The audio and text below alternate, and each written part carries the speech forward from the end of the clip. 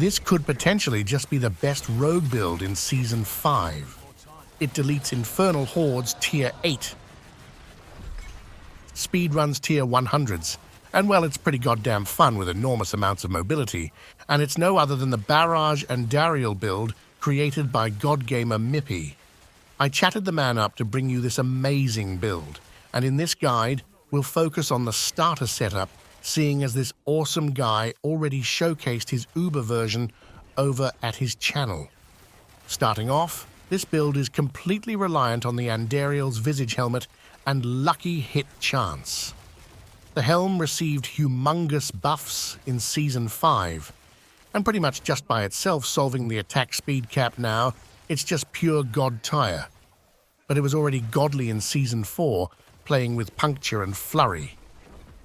So why barrage? Well, damn, for starters, barrage has previously had rather shit lucky hit percentage, but that's no problem seeing as we can keep a near permanent poison imbuement up, which does not have a shit lucky hit chance. On top of that, with all of the attack speed buffs, you'll be able to gain just as high attack speed as with the flurry version. But that's not all, because with the new and updated Unique's Fists of Fate, which can grant you more than 100% lucky hit, and the Umbra Crux, which with ease allows us to ricochet our barrage bullets, we can shoot out the andariel novas like crazy. And yes, there is a lot more huge buffs that came with the new season, but we'll cover those bit by bit because I don't want to melt your last remaining brain cells. Instead, let's focus on the skills. And first out is Death Trap. With the introduction of Season 5, this skill can now grant us an additional 45% big hecking dam. And that's pretty massive. On top of that, though, it also allows us to reset all of our skills, along with Death Trap in itself, of course, via preparation. This is just lovely, and is one massive reason as to why this build is so excellent in the infernal hordes. It could potentially even be the best rogue build for this. When it comes to dash and shadow step, those are not all too interesting seeing as they're mainly used for mobility. What is interesting, however, is Poison Trap. By dumping this on the enemy's sorry asses, we're both gaining a poison damage bonus and throw down a totem for the Umbra Crux sword, which we can ricochet our barrage from. And whenever we need to move the trap, we can simply just pop Death Trap and it will be off cooldown again. For the last odd skill, we're rocking Poison Imbuement. We have all of the previous ways to reset this lovely skill, but we're also rocking the Bursting Venom's passive, as this can itself also trigger lucky hits. With all of these things combined, that's how you gain the infinite poison imbuments, and in turn, more lucky hits. Alright, so that's a bit about the basics. So, what else is there? Well, damn, let's head straight for the gear and aspects, and we'll take a look. Starting us off, you must get the andariel's visage helmet. Without it, you don't have a build, so start swiping and kill the diabetic fatty a few times. Also, masterwork the attack speed, that's rather important. When it comes to the chest, we want to rock the enshrouding aspect for more damage reduction.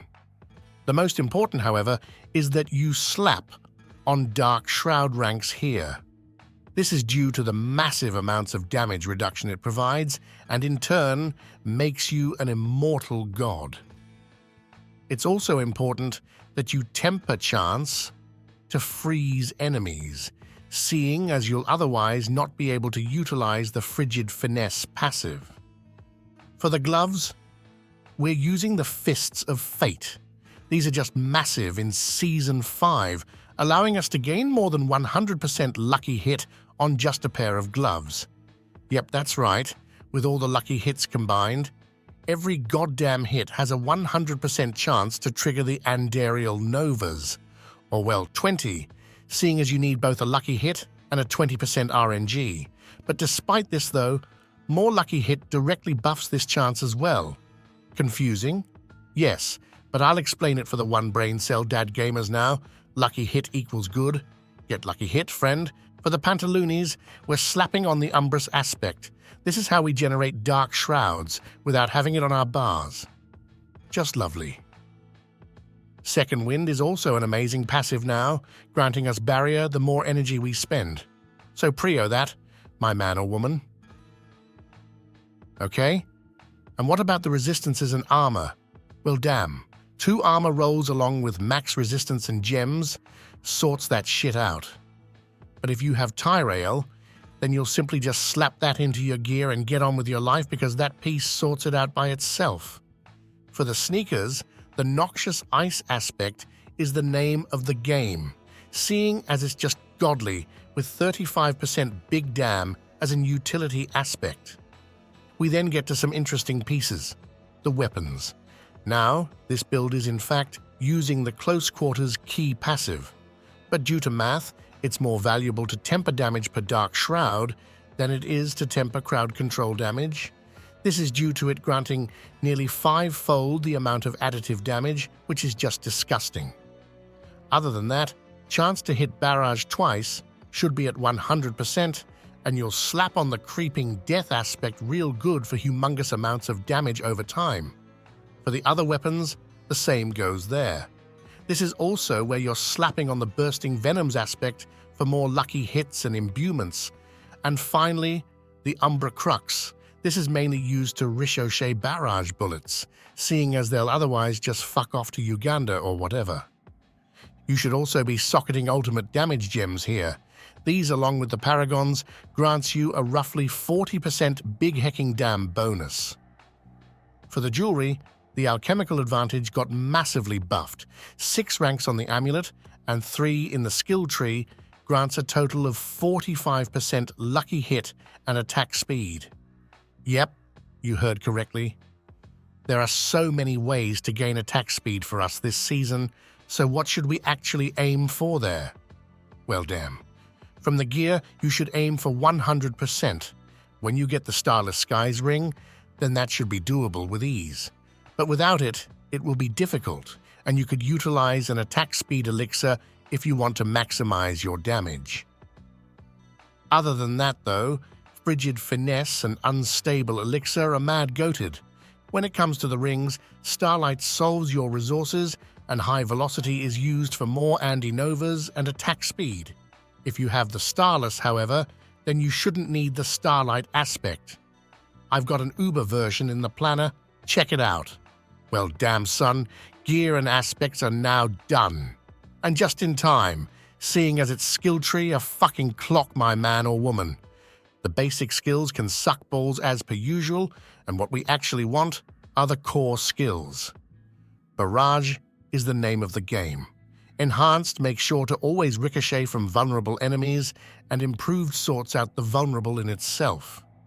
We then head on over to pick up a buttload of mobility skills and unstable elixir. 6 ranks here is 36% more damage, which is just massive. Not unlike, my massive ego. In the subterfuge skills, we have a few defensive and damage passives along with Dark Shroud. It's important to gain as many ranks as possible here. We also have countering Dark Shroud here for a bit of crit chance, which helps keep up the Dark Shroud stacks from the Umbrous aspect. We also have Poison Trap here, which we use both for the increased damage and a Paragon node later on. Next up are the imbuements, where Poison Imbuement has a decent lucky hit chance, along with Enhanced and Mixed Poison Imbuement to help out with energy and resets. This is also where we have Alchemical Advantage, which is just bonkers in Season 5, and Frigid Finesse, of course, which has always been bonkers. And we then head on over to the Ultimates, where we gain a buttload of defensives via Second Wind, along with some lucky hit chance and energy here. We can't forget Death Trap either, used to reset our cooldowns with ease along with buffing us. And finally, the key passive. The only decent one here is Close Quarters. We'll be grabbing a bit of crowd control damage in the Perragons, but as I said previously, Dark Shroud Tempers still wins out apparently. Still damn skill tree complete. Let's check out the big boy Perragons now, and then it's time to get hecking good, and you know it. Starting off, we have control for a big multiplier along with crowd-controlled damage. After that, it's time for No Witnesses, which could be the name of this video unless you like and subscribe. And then Socket Fluidity. Not only a big multiplier, but also a massive boost to the nearby max life. After that, we grab Exploit Weakness for Big Dam and head on back to Deadly Ambush right here. In a previous build I made from the PTR, I wasn't expecting this to actually work for non-crits in Season 5. But here we are. And apparently it's still bugged and working for non-crits as well. We then Socket Bane for massive poison damage and head on over to Cheap Shot, also a buffed node, now granting the damage against staggered bosses as well. We also Socket Tracker here for, yes you guessed correctly, Big Hecking Dam. And finally, Eldritch Bounty. By using imbuements, we can buff our poison damage further via this one. Absolutely lovely. We also have Canny here for a bit of additional damage. Well damn, Perragons are finally done. If you're still here, then I approve of your dedication. Let's get hecking good now, shall we? A beautiful yet simple build. What you're basically doing here is holding down the barrage button and spamming poison imbuement as frequently as possible. Dash and Shadow Step are, as you know, used for mobility, but I'd keep Shadow Step in case you get crowd controlled and need to get the hell out of there.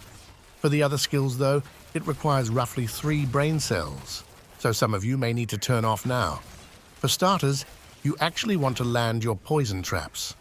Well, preferably, this is mainly used to get out your totems from the Umbracrux sword, and you'll want it as close to your enemies as possible, seeing as you'll start spraying out arrows all over the place when you shoot it, and that's what you want to do.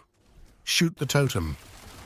But on bosses, landing the poison trap on top of the actual boss grants you an additional 30% damage bonus, and that's pretty good.